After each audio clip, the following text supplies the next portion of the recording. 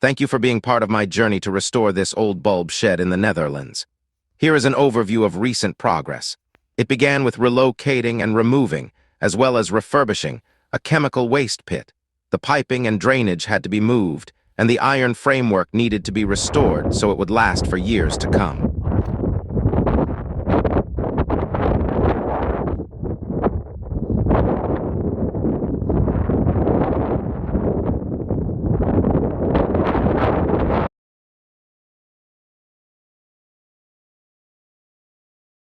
There were quite a few leaks, including a major one of the outbuildings. But fortunately, I was able to locate them fairly easily. Roof repair kit works wonders, and the leak is now a thing of the past.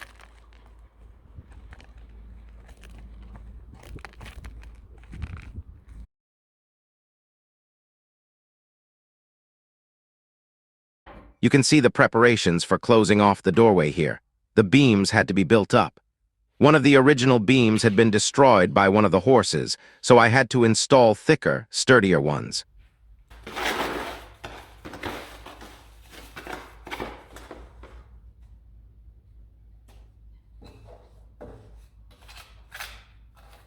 I also had to brick up the bottom section, as those bricks had been removed when the door was installed.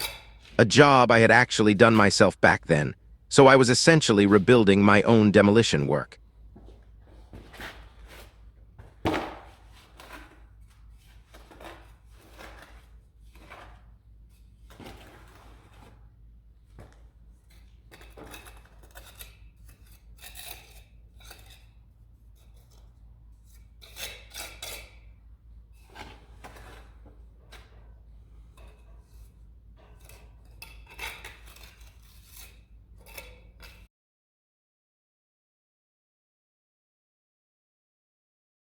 Then came removing the door. It was incredibly heavy. Originally, the two doors had been a single unit. I had sawed it in half at some point, so the weight was actually reduced by 50%. But it was still impossible to lift, certainly not on my own. Still, I managed it in the end, and more importantly, I didn't get crushed.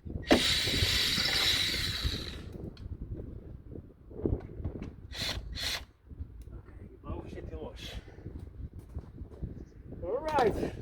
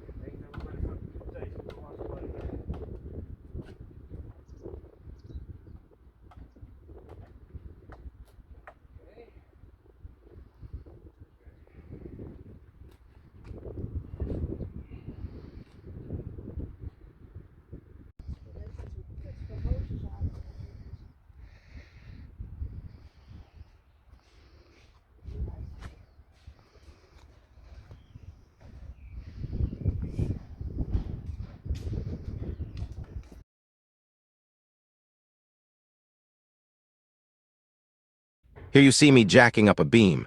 There is a risk that the entire structure could collapse. Once I've jacked it up, I need to support it with smaller beams and remove the rotten middle section.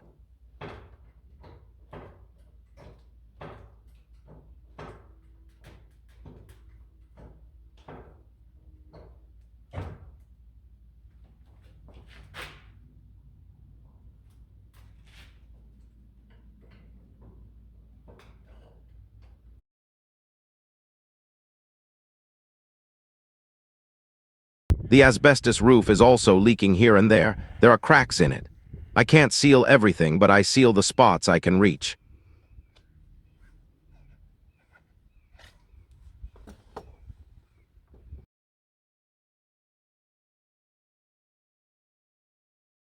Two of my grandchildren wanted to help me. I was allowed to film them among the horses while they were busy.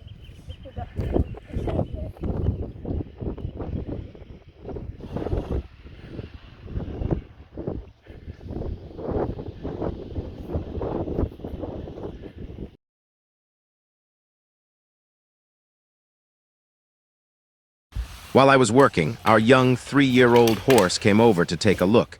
He likes to taste or bite into everything, but the noise was a bit too much for him.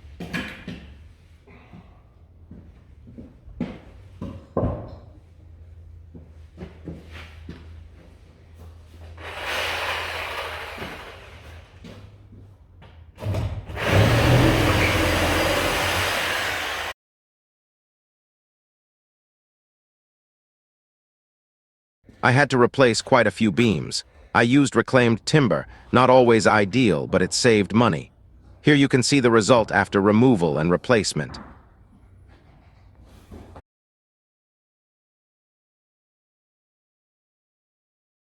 Sometimes I had to remove a beam from a spot where there was hardly any room. Nails were sticking out everywhere too, so I had to be really careful. But in the end, it all worked out. You just have to keep going and not give up.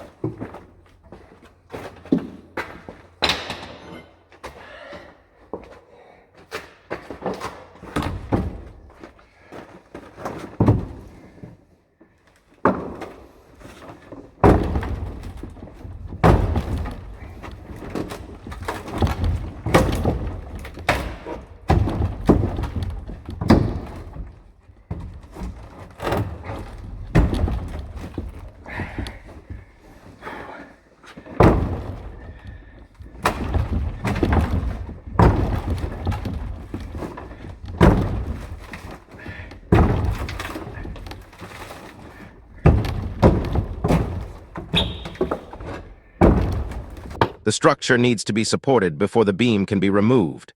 Since the underside is rotten, the wooden slats are merely hanging by a nail from the top beam, which is why I placed a support on the outside. Once the beam is in place, everything needs to be nailed back together to ensure structural strength.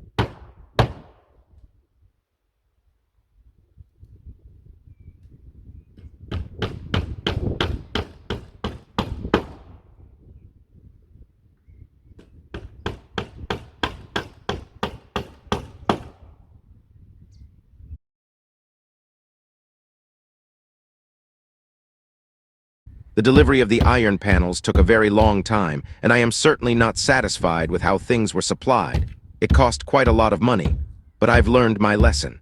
When we have the funds again, I'm going to do the other side of the shed. I'm really looking forward to it.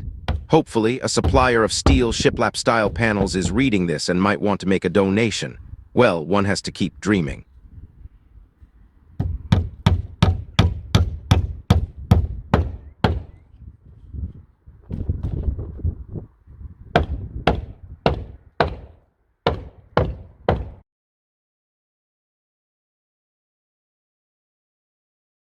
Since I couldn't start on the major work yet, I tackled various smaller jobs, such as the roof edge, which was in very poor condition and needed replacing.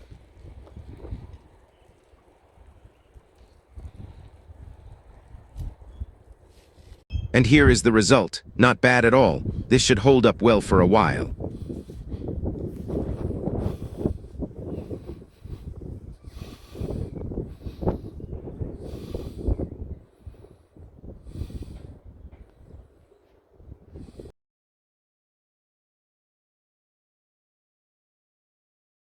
The mortar joints between the stones also had to be renewed, so that water could no longer seep in through the wall.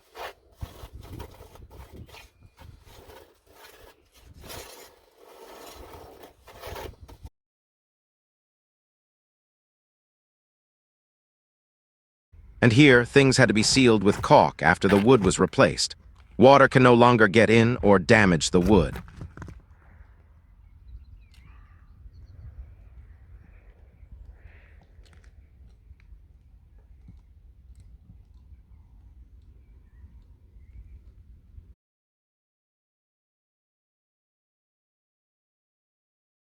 The horse tested the other remaining door to see if it was still strong enough.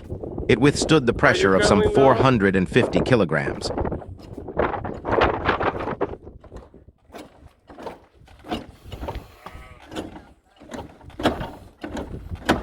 Are you renovating the barn? Oh my god. Oh my god.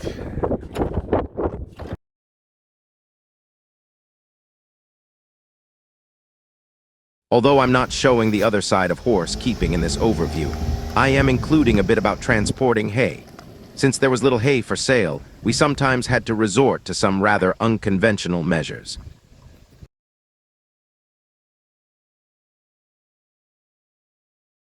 And then I can finally start mounting the panels.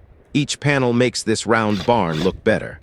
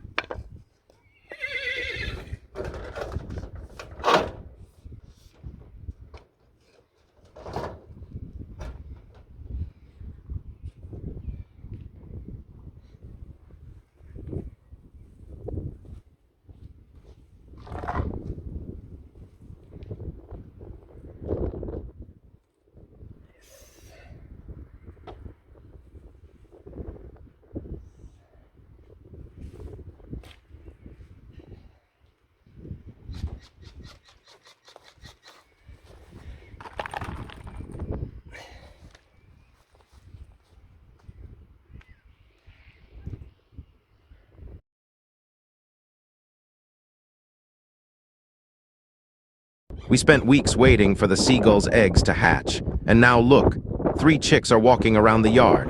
Their mother has grown accustomed to us and lets us do anything.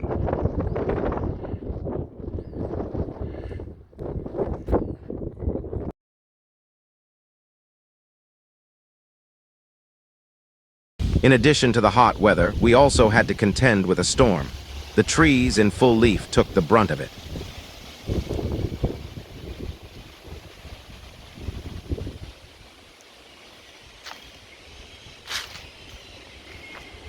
The ewe unexpectedly went into labor, something we hadn't anticipated, given that the pregnancy shouldn't have lasted that long. The lamb was born barely alive with the help of my daughter Cheyenne. Otherwise, it certainly would have been born dead. And finally, the steel panels have been installed. Look at how it looked before and how it turned out. I'm actually quite proud of it. There's still a lot left to do, but this was the biggest part, except perhaps for the front.